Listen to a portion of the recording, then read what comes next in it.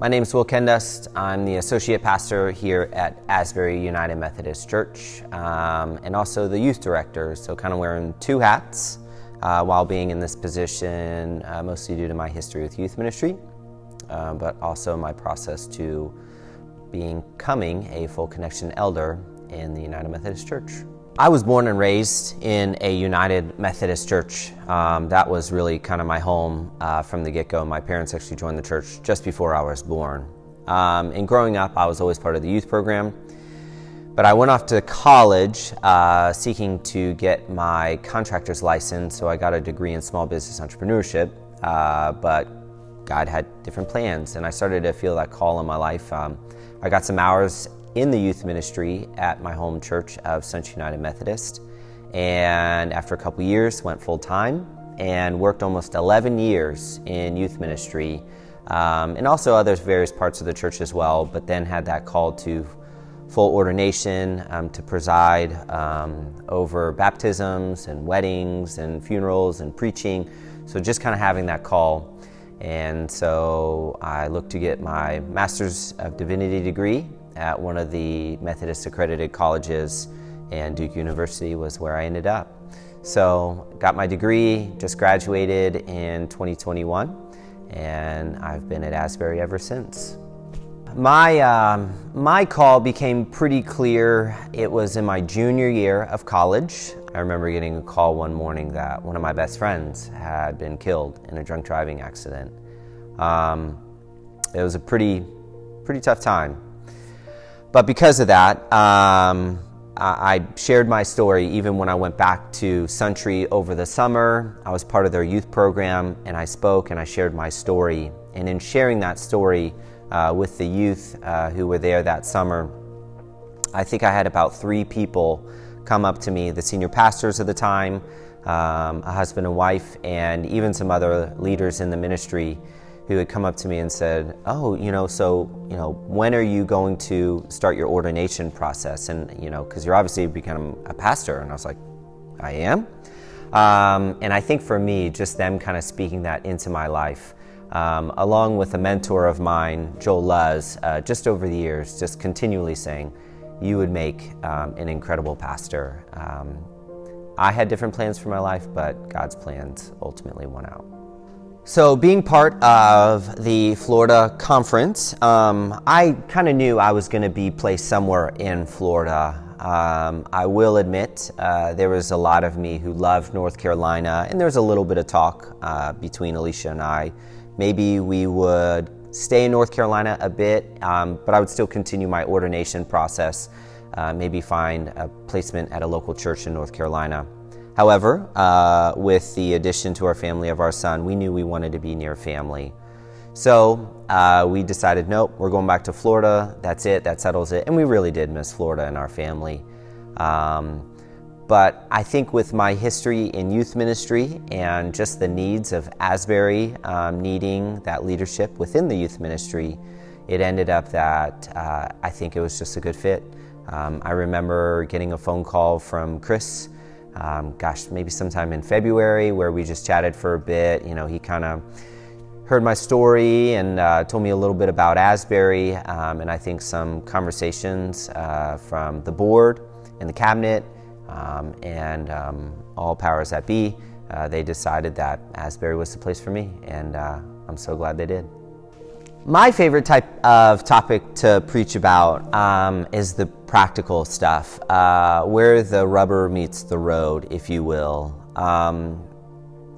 I loved divinity school. I loved talking about these lofty ideas and, these really, I don't even know, want to get too much into it, but sometimes you get so lost, I think, in the trees.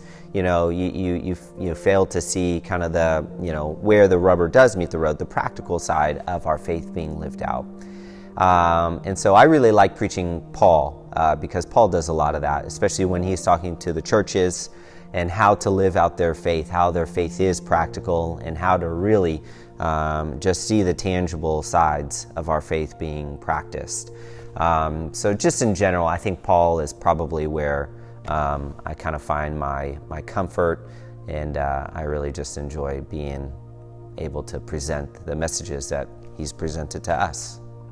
I took a class in divinity school. It was taught by Dr. Charles or Chuck Campbell. He was a preaching professor at Duke, and he taught a class on powers and principalities. And it's a verse from Paul where he says, "Our fight is not against flesh and blood, but against powers and principalities of this world." And it really kind of makes you zoom out to not necessarily, when we deal with the frustrations of this world, but really what's really causing this frustration?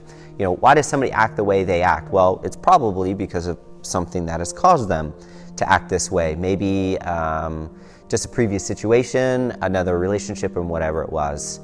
And he was really big, and I say he, Dr. Campbell was really big on one of the chapters of the Grapes of Wrath, just talking about how the bank is almost like an animal, a beast that is always hungry and is always wanting to be fed. And in one of his classes, I talked and used the story, the book, also movies of the Hunger Games, and really just kind of talked about, there's a quote in the movie where the main character, Katniss, is getting ready to enter the arena, and basically just somebody pulls her aside and says, "Remember who the real enemy is." And I think a lot of the times in our lives, we tend to look at other people like they're the enemy, when we don't fail to realize that the enemy is really kind of the other people, and I say other people, but the other powers that are pulling the strings. And so just being able to take a book like that, a movie like that, and just stories like that, and how we can see the gospel throughout that. And instead of demonizing these people, but trying to find a way that we can see what's causing this, but then also to see how we, through the gospel, can present that message of Jesus Christ to change them and help them along the way. My hopes and goals for Asbury are probably from a unique perspective, being an associate pastor, a little bit of the maybe not so fun side of it is that my time is limited here. I will eventually move on. However, while here, my hope is, and I've been able to do this, I hope, seems like pretty well in the first year, just getting to know everyone. They say it takes a year to say hello. But after getting to know everyone, just seeing, where are the areas that we can really set Asbury up to continue for growth. It's a wonderful congregation with a wonderful piece of property. The campus is beautiful, in a great location, and it's really in a really, really neat town. And so this growth that is already happening here, I hope to be able to just make sure that we can continue that healthy growth as best as possible, and whatever kind of needs that may come up, to be able to serve this church as best as I can, so that it can continue.